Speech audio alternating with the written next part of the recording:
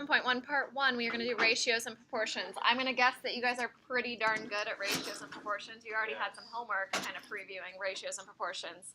So it's called a ratio if we just have one side of the equation, basically, like A over B or A to B.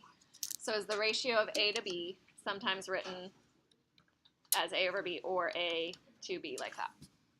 When we get to probability, those will be different, but for right now, they're the same. In order to compare two numbers, you must make sure that the numbers have the same units. This way, the units in the numerator and denominator will cancel. So the units on the top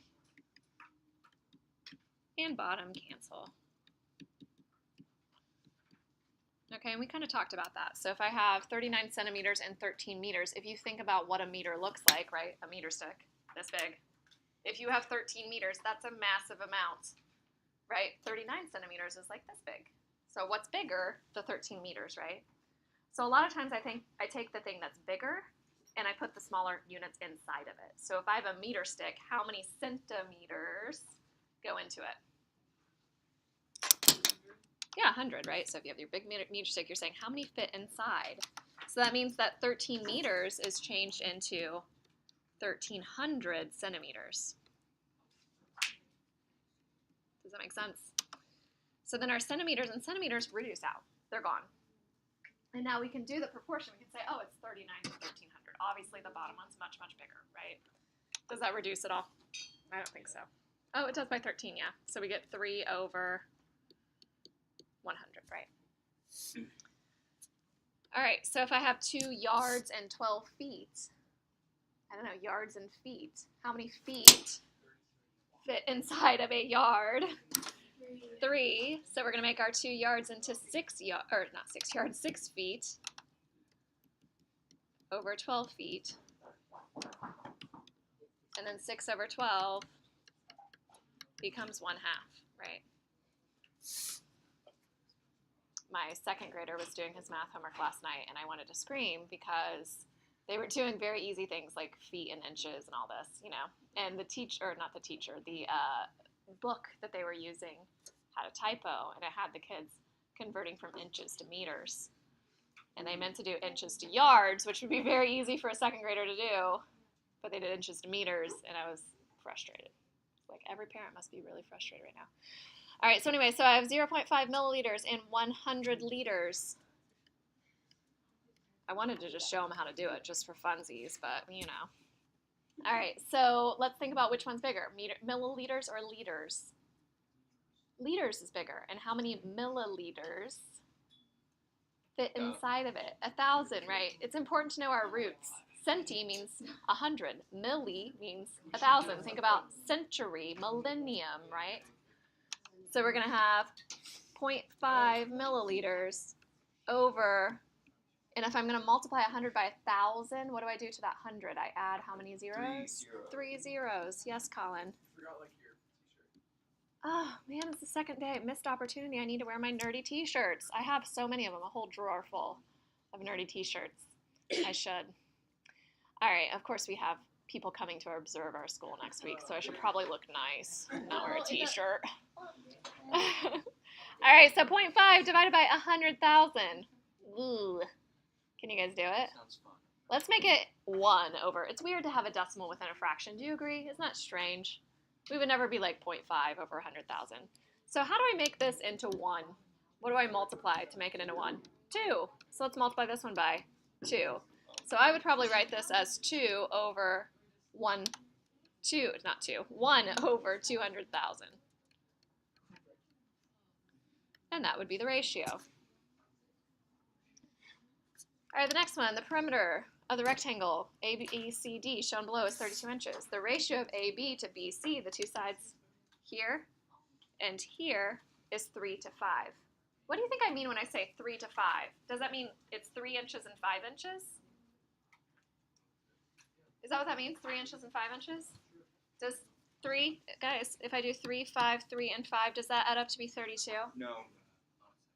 No, it makes 8 plus 10, or 6 plus 10, right? 16.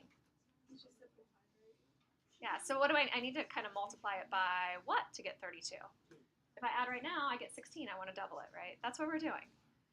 So what we do mathematically is we call these 3x and 5x. So if you have a harder question where it's not just double it, where you need to multiply by like 1.35 or something, we should know the way to do this. So we're going to do 3x, 5x, 3x, and 5x, and we're going to say we add those together,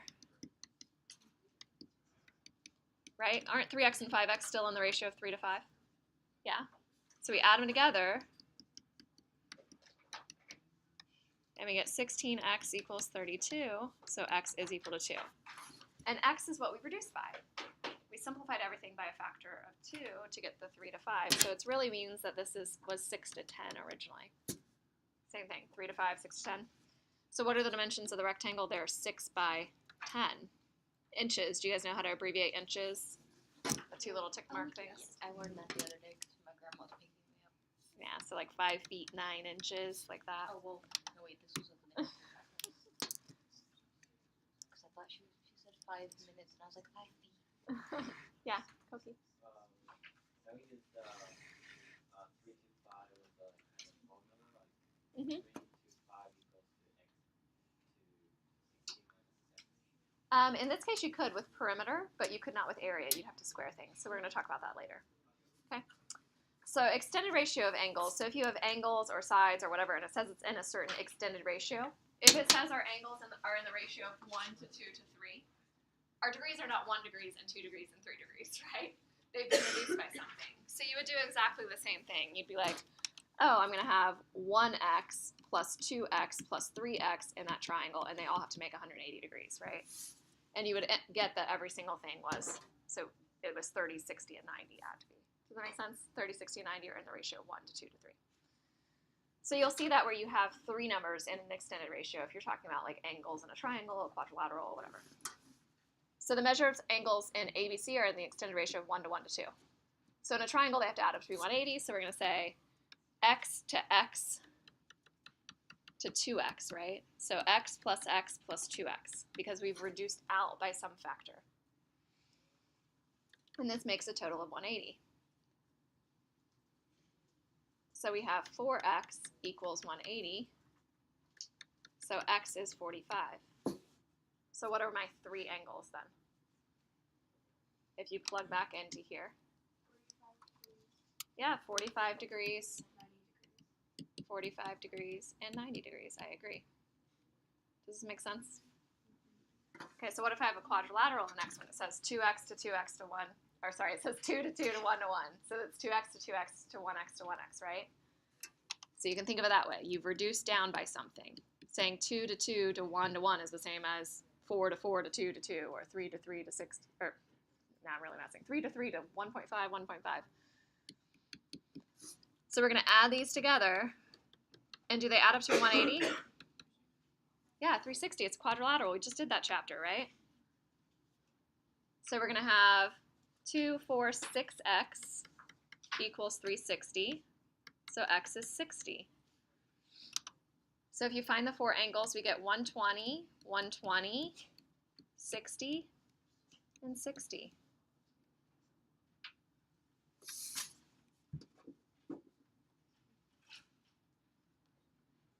Easiest chapter ever. Do you guys like this so far? Yep. Good. All right, sometimes polygons are similar shapes, but they have different sizes. The sides of these polygons could be in the ratio of be in a ratio to one another. So for instance, ABC and DEF are in a ratio of 1 to 2. So if it's in a ratio of 1 to 2, and you know that AB is 3, BC is 5, and AC is 4, can you find the other ones? Well, do you guys remember when we did congruent triangles? We matched up AB. Now I'm going to match it up with DE. Do you guys remember what I'm talking about when we talked about congruent triangles and we said, oh, if ABC and DEF were congruent, then AB matches up with DE. Do you guys see how AB and DE are going to match up? So if it's in the ratio of 1 to 2, what am I going to put right here? 6, totally. How about the other sides? How about DF? Well, DF matches up with AC. AC was 4, so it's going to be 8. And same thing for this one, it's going to be 10. So we're going to have DE is 6, EF was 10, DF was 8. Okay? So we're not talking about congruent triangles anymore, we're talking about similar. So similar triangles are going to have the same angles, and the ratios are all going to be in the same proportion.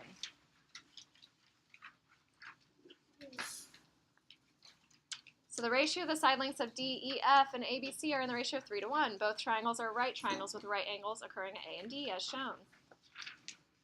AC is 12. DE is 15. Can you find the missing side lengths? So we're going to keep going back and forth. AC, do you guys see that it's matching up with DF?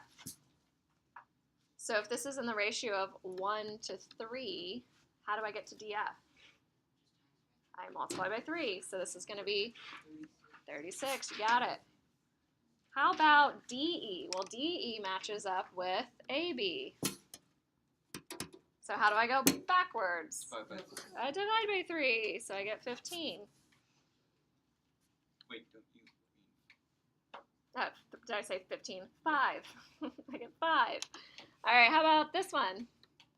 Pythagorean Theorem. Oh, that's correct. Good job, Charlie. Pythagorean Theorem, because we know that these are right triangles. So we say, I would start with the smaller numbers. I don't want to do Pythagorean Theorem with 36 squared. I don't know about you guys. So I would do the smaller numbers. I'd say 5 squared plus 12 squared equals, you can call it x squared if you want to. Right, so x is what I'm referring to there. I heard someone say it already. Good, you guys are so good, so smart. So x squared equals 169, which when you take the square root, you get 13. That's another great Pythagorean triple. When I'm lazy, I either do 3, 4, 5 right triangles or 5, 12, 13 because I don't like to think about other Pythagorean triples. Those are my go-to ones. All right, so AB was 5, BC was 13, we just found. CA was 12, DE was 15, EF, we don't know, what was that? 39, I agree. And then FD is 36, so we fill in all the blanks. A lot of times I do little blanks because it's easier for me to grade. You guys put your answers in a logical place. It's amazing. All right, so what is a proportion? So a proportion, I will mess this up too. I did just a few minutes ago, but I didn't correct myself. I will say proportion and ratio interchangeably, which I shouldn't. So a ratio is just a single fraction, like 3 to 4. A proportion is saying like 3 to 4 equals 5 over x, right? It's an equation. So an equation that equates two ratios. Okay, so let's think about this with numbers. If I have 1 over 2 equals 3 over 6, when you guys think about the word mean and extreme, okay, mean, not like you're a mean person or anything, but mean in math usually means like the average, right? The ones in the middle. And extremes are the highest and lowest. When you look at these four numbers, 1, 2, 3, and 6, which ones would you say are the means? 2 and 3, they're the ones in the middle. There's 2 of them. What about the extremes? 1 and 6. 1 and 6, that's it. So the middle numbers, so like B and C, those would be your means.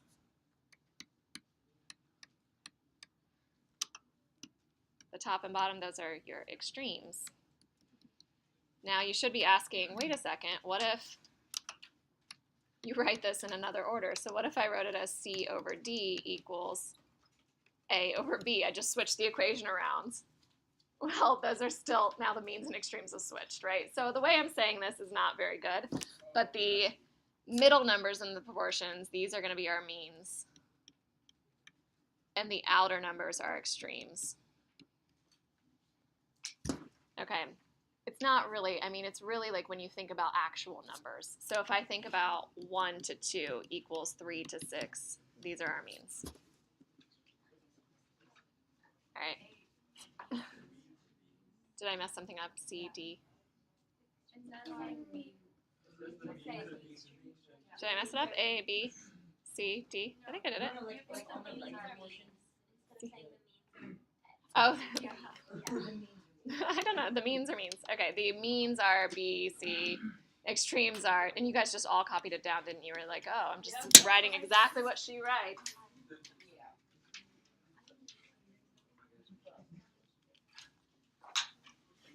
All right.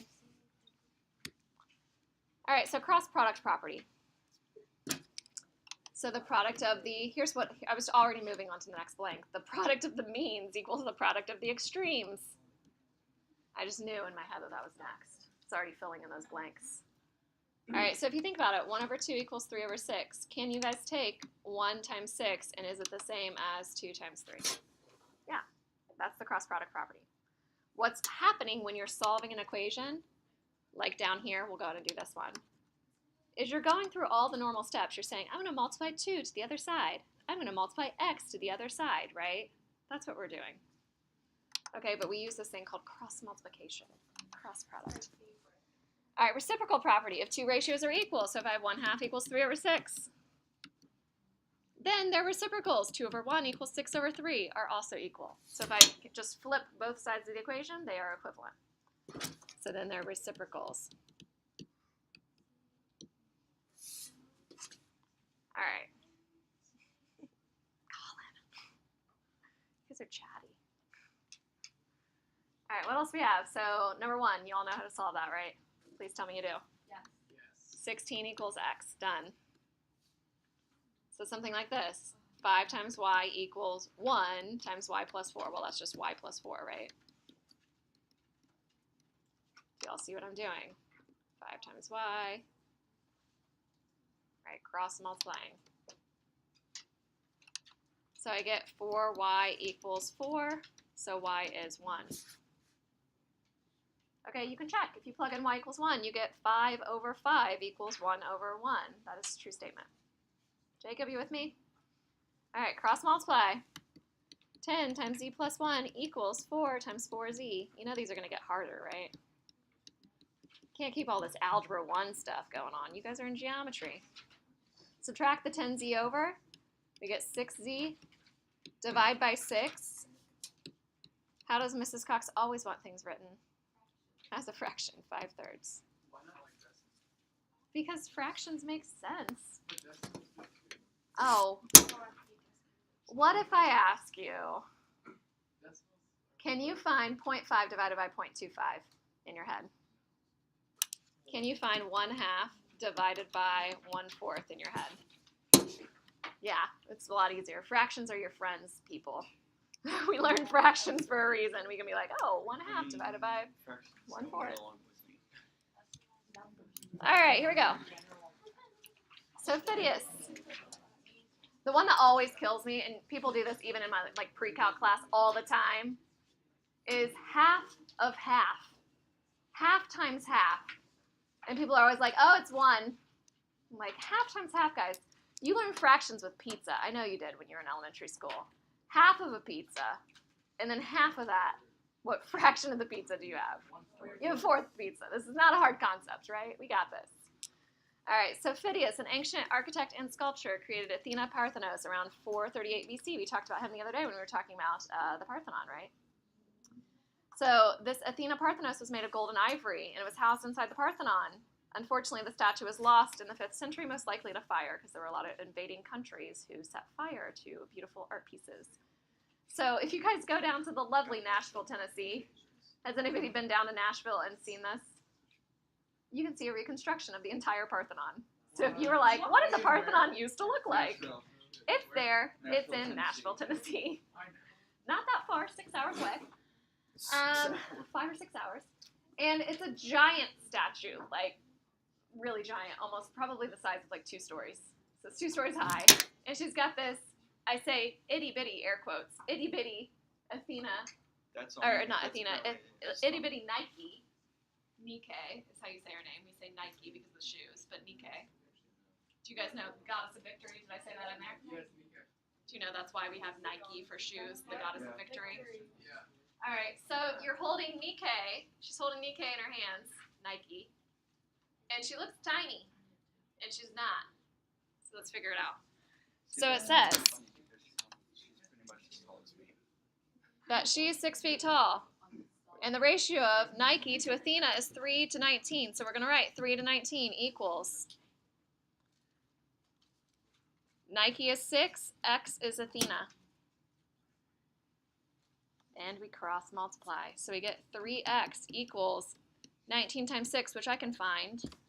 But since I like fractions so much, You guys were teasing me about fractions. Why do we need fractions? I'm going to leave it because I don't want to multiply 19 by 6 when I'm just going to do what in the next step? I'm going to divide by 3, which makes this really easy. So what's my answer? Isn't it amazing you don't need your calculator all the time?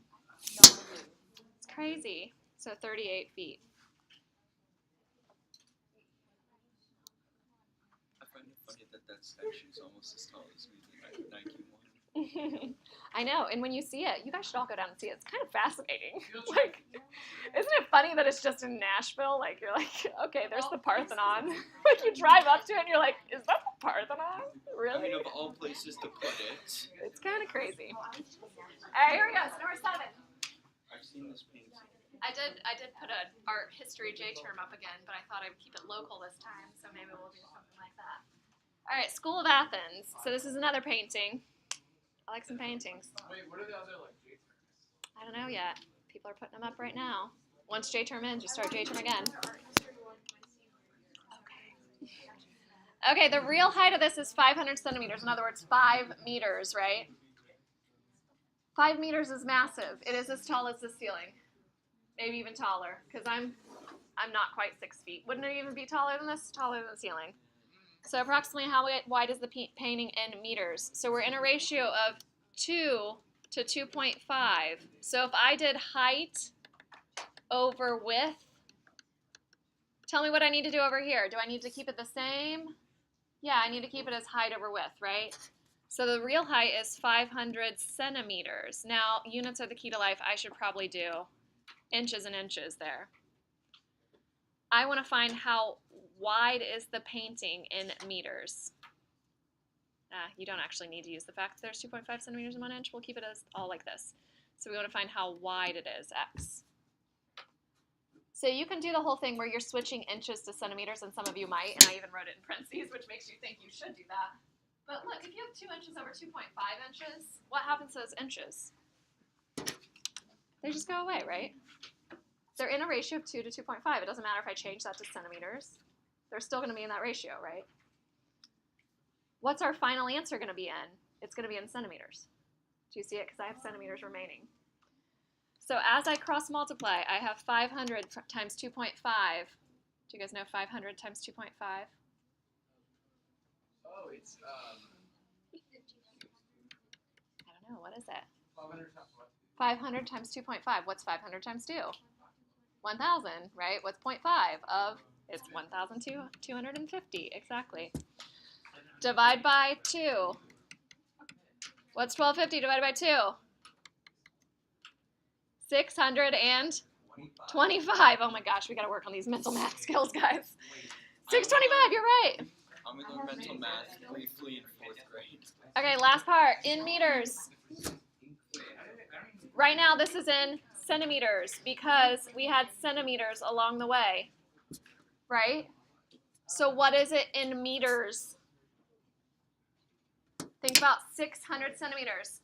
Here's 1 centimeter. Or not centimeter, 1 meter, 2 meters. 6.25, good. All right, good. All right, and the last ones, these are the ones that involve the quadratic equation, which is what we were just talking about.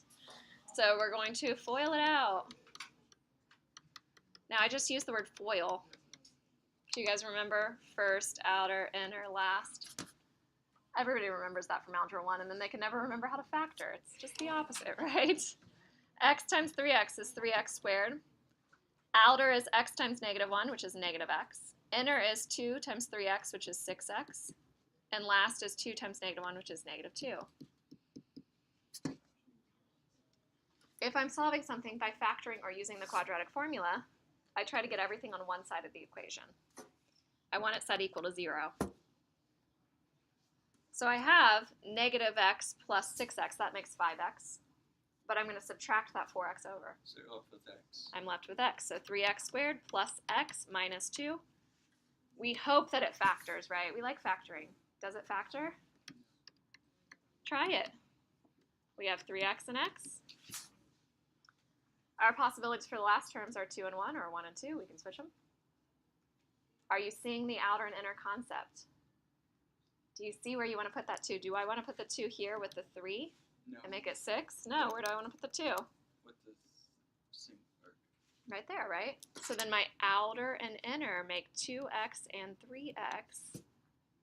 I want them to combine to be positive 1x. So the 2 has to be negative. So the 2 is negative and the 3 is positive. So negative 2 and positive 1 there. Okay. So what are our 2 solutions? 2/3 and negative 1. That is our answer. Since it's not a length, I'm not saying how long is this side. Negative 1's okay. So don't cross out the negative just because it's negative. All right, let's try the next one.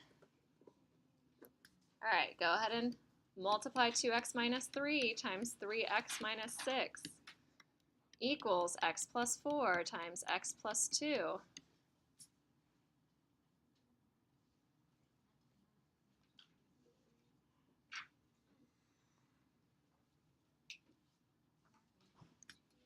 So I have 6x squared. The outer is negative 12x. The inner is negative 9x. The last is positive 18.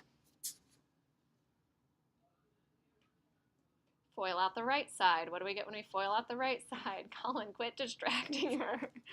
Caitlin's she's got her head down. She's just working so hard, and you're just tapping her paper with your pencil.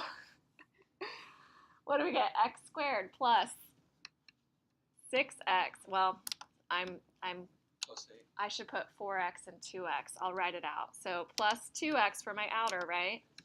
My inner is 4x plus 8.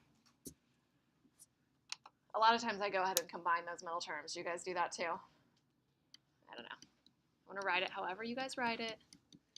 So 6x minus 21x plus 18 equals x squared plus 6x plus 8.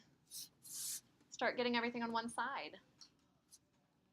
So when I subtract the x squared, I get 5x squared on the left. When I subtract the 6x, what do I get? Negative 27. Negative 27x. When I subtract the 8, I get 10. plus 10 equals 0. Let's try to factor. Fingers crossed. Does it work? You guys are all factoring geniuses now. Definitely have 5 and 1, right? So 5x and x make that 5x squared. Now think about the 10. I can do 5 and 2 or 10 and 1. What can I not put? 10. So Sophia, this is what you missed the other day. You can't put a 5 and you can't put a 10. So no 5 or 10. Because if I put a 5, that's terrible. It looks like new 5 or 10. So no 5 or 10. Because if I put something there, that means I have a GCF, right? If I had 5x plus 5, I can pull out a 5 and write x plus 1. But if I didn't have a common factor above it, I'm not going to have a common factor below it. So the example I always give is if 7 doesn't go into 100, 7 doesn't go into 20, 25, 50, any factor of 100. Okay, so I can't pull it out. So if I can't put a 5 or 10 there, what did you guys already put? I know you're already 2 steps ahead of me. Quadratic formula. You did quadratic formula? Did you guys try 2? And a 5? This way? Did it work? Outer and inner? Yeah, it works. Negative and negative. So x equals 2/5 and x equals 5. I know you're so sad we didn't have time to get to the last one, which does use the quadratic formula. But you guys know it. We already practiced it. All right.